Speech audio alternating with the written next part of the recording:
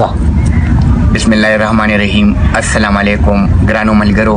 نن بدتا د قرآن یو آیات ویما چې دغه ترجمه سدا چې انسان پسې د مرګ نه پس تازمکا او اسمان دا ور پسې جاری او کنه جاری.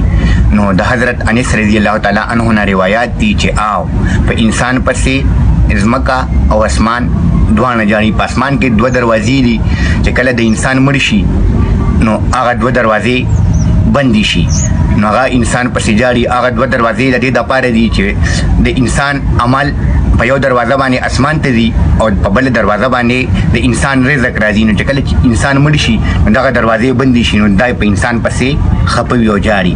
او بیا چې ځمکه د ځمکه چې په کم ځای کې په انسان